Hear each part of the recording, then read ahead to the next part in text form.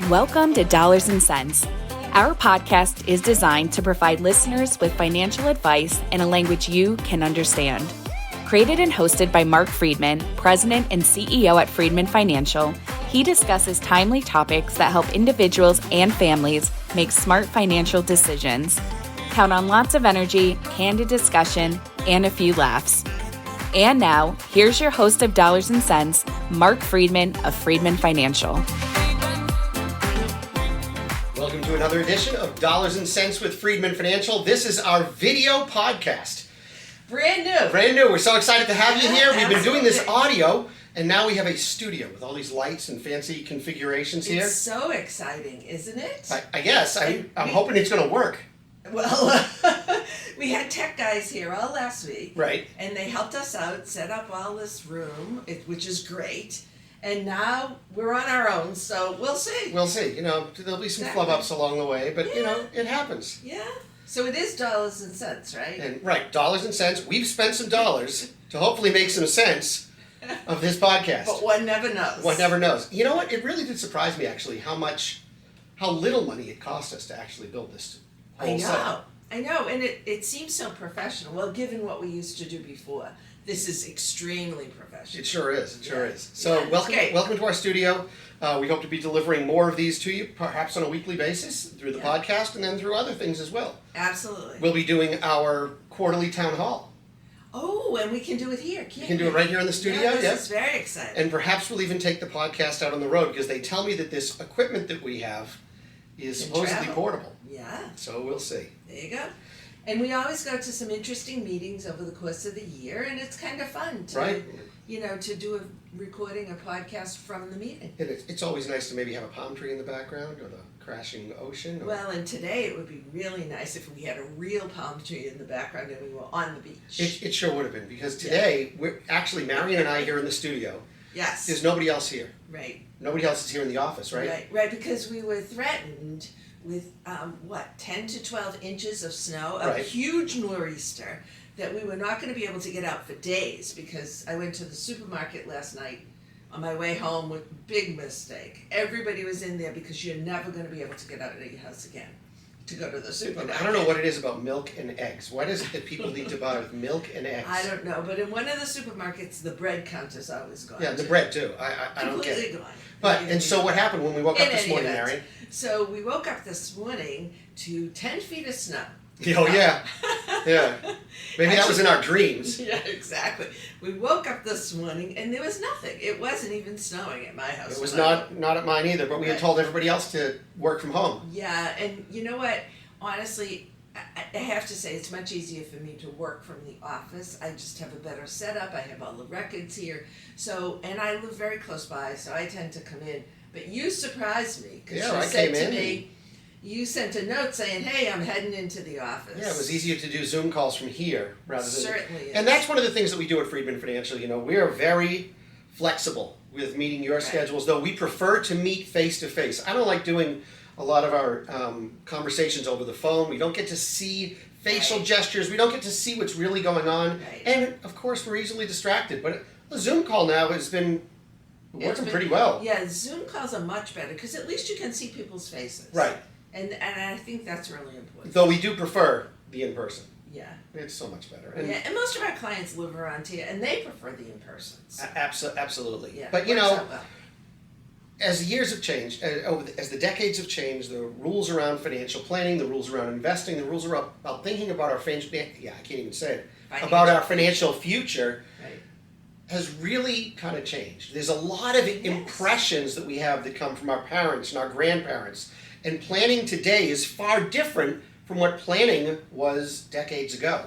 Well, planning decades ago, I think, in my opinion, it was really your employer took care of you. Mm-hmm. You typically had a pension and Social Security, and that's what you lived on. You didn't really have to plan for yourself. Right, someone took care of it for you. That's right. You didn't have to sock away money every month or every paycheck into a 401k. We didn't even have 401ks. Right. My parents, didn't have 401ks. My grandparents certainly not.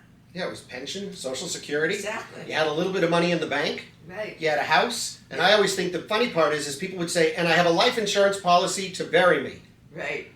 But do we need a life insurance? People still say this today. I know. I need that life insurance policy to bury me. And it probably was very true back then. Right. Because, you wanted to leave some money, and you might not have had a lot of money outside of a pension and Social Security. And if you died, the funeral home wasn't taking credit cards because right. they didn't exist. Exactly. There was no credit card. What would we do without credit cards, right? You basically were signing an IOU to the funeral director saying, when I collect that life insurance claim, the money from that life insurance claim, I'll give you some money. Right. Funeral directors aren't doing that anymore, folks. They want to be paid up front. It's a whole different world now. It certainly is. It certainly is. But I wanted to talk about this book, and I've talked about it several times on our podcast. Yeah. It's a book called The Psychology of Money. In fact, this is the book that we send to all of these students who apply for our scholarship. Even if you don't win, you get a copy of this book, because I think this is great insights, written by Morgan Housel. He used to write for Motley Fool. That's right, Motley Fool. Right. He writes in a language everyone can understand. And in fact, he actually now writes for the Collaborative Fund. So what is the Collaborative Fund, Mary? It's a private equity firm, he does a blog, I think he writes, for the Collaborative. Yeah, he has another book out right now called Same as Ever. It's what I'm listening to right now in my car. Yeah. It's an Audible. It's on audible.com. His perspective there is so true. We always talk about this time is different, this time is different, this time is different. And how many times have people called us up and said that to us? Oh, it's different this time. I need to sell out of the market, or I need to change my portfolio because this is different. But basically it's same as ever. Yeah. And we go back and we realize what is really changing, and it's a really interesting book. But in here, Morgan was talking about this idea about planning. And one of the things about planning that I always find interesting is he says, planning is important, but the most important part of every plan is to plan on the plan, not going according to plan. So true. And that's a lot to digest, because if you think about it, people come to us and they say, I need a financial plan. Right. I want to see a projection. I want to see, will I run out of money? Do I have enough? We do that. And one of the few things that. We do. But one of the first things that we show you when we do a retirement planning projection is, I guarantee that what you're looking here on the screen will not happen. Now, what kind of confidence can you give somebody when you say, well, thanks for all this information, but sorry, this isn't going to happen? Well, it depends how you look at that statement. Well, you just said the two most important words, Marion. It depends. It depends, that's right. Everything depends. It really does. When we do a financial plan, we have to make a lot of assumptions. And those assumptions can be anywhere from what the growth rate of assets is going to be over the next, however, 20, 30 years. Remember, we're planning for a very long-term horizon. We've got to make an assumption about what inflation might be over that time period, because your spending is going to increase with inflation. We have to make an assumption about what your health might be as well over that long-term horizon. And there are certain things that, frankly, we can't control. And we also have to make an assumption about when you're going to die. Yeah. And who knows? And who knows? I mean, we don't come with expiration dates. That's right. At least not that I'm aware of. No, I'm hoping not. I don't think we do. But the reality is that we can only focus on things we can control. Right. But we always know that things we can't control will impact some of our projections. Right. And think about, I think that a great example of this is COVID. So who would have thought that in March of 2020, our lives were essentially going to stop? Right. Right? I mean, any travel plans you had, gone. Any party plans you had, gone. I mean, for 3 months, we stayed in our houses. And if someone told you, I want you to imagine a period of time where you were going to be forced to stay in your house, you cannot interact with other people, you have to wear a mask when you're out in public, you have to wash your hands all the time, restaurants, businesses will all be closed, everything is, passed to you through a paper bag, through a plastic bag, you have to get vaccinations, your work will be totally remote. I would have said you're crazy. Yeah, I would have said you're crazy, and you'd say, well, what would happen to the stock market? What would happen economically if that really did happen? Right, and what did happen to the stock market was it tanked. I mean, it just went down. But let's talk about 40%. why it tanked, though, Marion. It tanked 40% in about 6 or 8 weeks, right? Yeah. But markets move when there's uncertainty. Exactly. And that's the first thing that happened with COVID. No one knew what to do. No idea whatsoever. And, fortunately, we're in a time frame where we have so much technology to rely on. Because, and I said to Mark yesterday as we were talking about a snow day today, and said to everybody, take your computers home because, it's going to snow so much, we're not going to be able to get to the office, so we'll work from home. And I was thinking about it, 10 years ago, it would have been, oh my gosh, there's a snow day, we can't work. Right. Because there's no way for us to Right, there was communicate. no way to do it. And we wouldn't even let our staff bring home laptops. Or first of all, actually 10 or 12 years ago, I think we all had desktops. Right. And we weren't working with laptops. Right. But you and I, because of our commitment to really protecting our clients' privacy, we never wanted any of the information that was in this office to leave the office. That's right. We didn't want people taking files home, client files or anything. Or laptops or anything. We didn't allow any of that. Yeah, right. and then COVID changed that because That's all of right. a sudden we got this acceleration of technology Right. to protect clients' data and to allow us to work more remotely. So And we're really fortunate because what technology allowed us to do was to work remotely. And, all of a sudden, life didn't stop. It slowed down dramatically, and certainly interaction with other people slowed down. But there were a lot of individuals who could still work and work full time.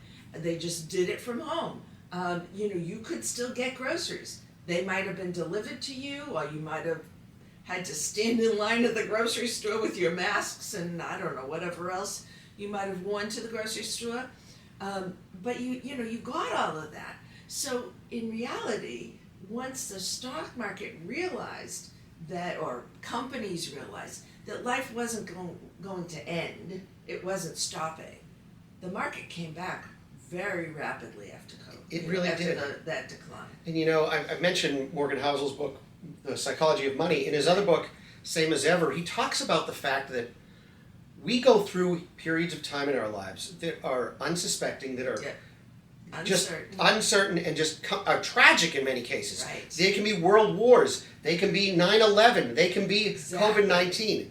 But it's despite the fact that everyone says this time it's different, things are going to be really bad, every single one of those times has created tremendous innovation, tremendous entrepreneurship from our country and other countries to make us better. And we, as a country, we are very resilient. We sure in are. the U.S. And I think that was shown during COVID as well, because the United States recovered quicker than most other countries from COVID. Right. So many people, when they're putting together their financial plans and they're thinking about their future, they're thinking about, well, what about inflation rates? What about interest rates? What about the economy? Right. Those are not the things to worry about unless you're looking to sell your investments in 3 months or 6 months. Exactly. That's not important because over the long term, we know we're going to be fine. What you need to focus on are the things you can control. And what are some of those things we can control, Marion? Well, I think the biggest item you can control is your spending. And that, we've always said that, a successful financial plan is highly dependent on your spending. First of all, if you spend within your means while you're working, you're able to set aside plenty of money, so you're in a good situation when you go to retire. And then if you continue to spend within your means, now I'm not talking about being really, a Scrooge or anything, because in fact, there are many clients who can spend a lot more even once they get to retirement because they've saved so much money over the years. But as long as you control that spending, you're in an excellent position to continue your lifestyle. Yeah, I think controlling spending is important, but I think the other part that's truly important, especially when you're younger, is recognizing that saving first is critically Yes. important. Most You definitely. know, putting some money aside for yourself before you cover any Right. expense. They Before you say pay yourself, pay yourself first, right? Right. So whether it's through your 401k plan, whether it's through a personal savings plan, having money taken from your paycheck and automatically sent to an investment account, if you can start to do that at about 10% of your gross pay, certainly early on, you're going to be in really fine shape because you create this habit, if you will, of wanting to save money, of doing it all the time. And not only that, but if you amass a certain amount of money at a young age, that money can work for you. And I Right. know that's always let the money work for you, but it's true. Because if you look at it just, the rule of 72, the rule of 72, and the rule of 72 is that, let's say your investments grow by 7% a year, they would double in 10 years. Yeah, so the rule of 72 answers the question, how long does it take for my money to double? And so whatever it is, you say, I want to have my money double in 8 years, if that's the number you pick. Right. So you take the number 8, divide it into 72, and that means you're going to have to average 9% over the next 8 years for your money to double. Right. Is that possible? There's knows? risks. Who knows, right? Right. But if you're getting, 2% on your money Right. at the bank, Right. it's going to take 36 years for your money to double. That's right. But think about it. If you're in your 20s, your early 20s, and you start saving, very religiously into a 401k, and let's say you actually build up an account worth $500,000 by the time you reach age 30, and you want to Wow. retire at age 60. It's a lot of money at age 30. It certainly is a lot of money. But if you save diligently, and when you're young, you can take a lot of risk with that money. You Sure. can invest it all in a well-diversified portfolio of stocks, say. Mhm. So let's say you get a 7% return on that money. So it doubles every 10 years, and you're at age 30, and you've got $500,000. So at age 40, it's now $1 million. And then at age 50, it's $2 million. Right. The compounding age- is huge. Exactly. And at age 60, it's $4 million. Yeah. So that is a truly significant amount of wealth. Whereas if you started saving at 30, at 60, you'd only have the $2 million. Right. And other things that all we're doing right Just now is like talking that, about yeah. what can you control? What can That's you right. control? That's You right. can control, You're saving, pay yourself first. right? You can control the types of vacations you go on. That's right. Whether you choose to go out to eat or eat at home, the types of car you drive, the type of home you purchase, the amount of a mortgage you want to take out. Those are the things that you can control that have nothing to do with the economic environment. That's right. And so and you can also control the fact that you might set aside some money for a rainy day. So when you can't control the environment, and the environment gives us, some kind of crazy COVID or whatever it might be, or you get laid off from your job, you've got backup funds to keep you going for a while. And that's extremely important. I keep thinking as we're talking about this, I think about a story that I wrote in my first book, Oversold and Underserved. It talked about two clients, and we changed the names of these two clients from years ago, back in the, I think it was early 2000s when we did this. One client's name, I think we called him Dr. Brimstone. I think that's the name we gave him at the time. Dr. Brimstone made $600,000 as a cardiologist. And he was on top of the world. He was making lots of money. This is in 2000s, early 2000s. Yeah, $600,000, had memberships at 2 country clubs, bought many cars, had a home in Naples, had a home here on the North Shore in Massachusetts. He was generous to his kids. He did all this kind of stuff. But when we put together this thing called a net worth statement, and this is really where we start. How much money do you have? So that, are you prepared? How much money do you have? What do you own? What do you owe? So that we can begin to try to figure out, can you retire? So here he was at Because that was 63 the years goal. old. That was his goal. He was 63 years old. He wanted to retire in the next couple of years. How can I do it? And the reality was, he basically had no money.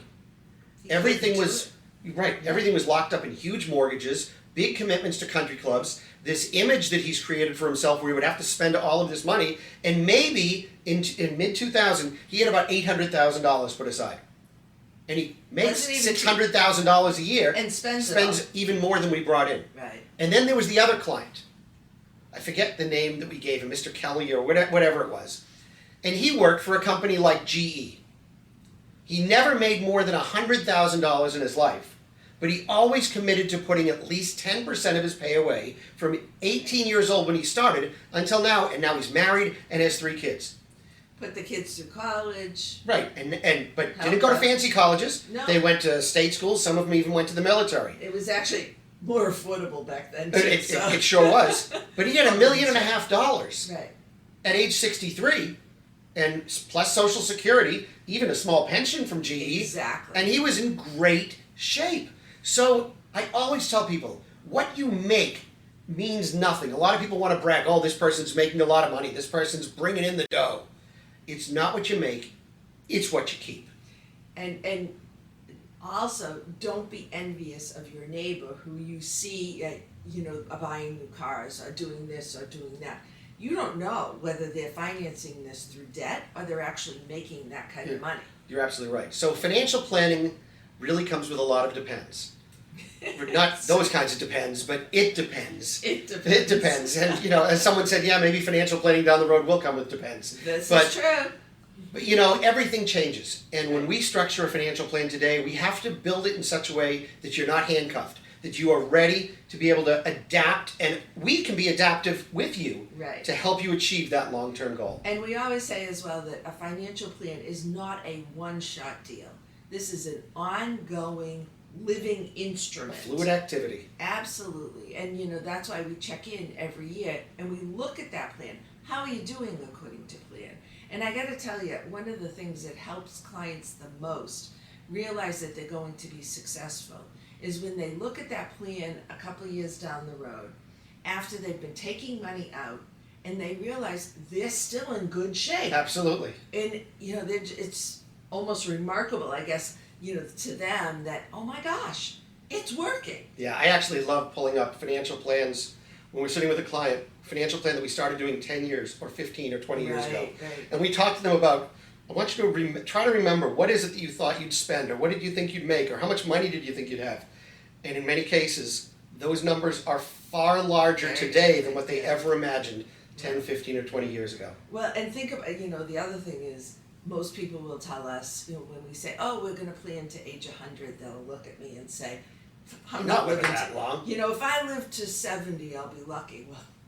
Well, What do you say to an 83-year-old? That's right. Everything's right. I made it? Right? Yeah. Or, do you think, you got 6 months left? Right. Or are you feeling pretty good? And most in their 80s and 90s, of course, everyone has their own ailments, but we're trudging along pretty well. We have a lot of clients that are doing great well into their 90s. We really do. Yeah. So if now's the time for you to get serious about your financial planning or investment management needs, we hope you'll give us a call. We are ready to serve you. Our clients generally live within 10 miles, 15 miles of our office here in Peabody. We're always open to meeting your family, your relatives, your friends, co-workers, whatever it is. We're happy to talk to them. We're going to talk about financial planning, the big picture stuff. Yes, we'll get to investments, but we got to talk about the big picture stuff first. It's a minor part of the whole plan. That's right. And if you'd like to get our free weekly newsletter that comes out every Friday, lands in your mailbox at 10:30 in the morning, all you need to do is go to our website, freedmanfinancial.com. That's Freedman. 2 E's and a D. Financial.com. Our phone number is 978-531-8108. That's 978-531-8108. We're here to take your calls. We're here to answer your questions. But until we do hear from you, or until next week, we got to get out of here. That was some financial advice in a language you can understand. Have a great day, everyone. Have a great week. Bye. During today's Dollars and Cents episode with Freedman Financial, your hosts may have discussed specific financial planning and investment ideas that are for general information only and not intended to provide specific advice or recommendations. Please remember that investing involves risk and may include loss of principal. Although the money market fund seeks to preserve the value of your investment at $1 per share, it is possible to lose money by investing in the fund. Always consult a certified financial planner professional, qualified attorney, or tax advisor prior to investing to determine what is appropriate for you. Securities and advisory services offered through LPL Financial, a registered investment advisor, member FINRA SIPC.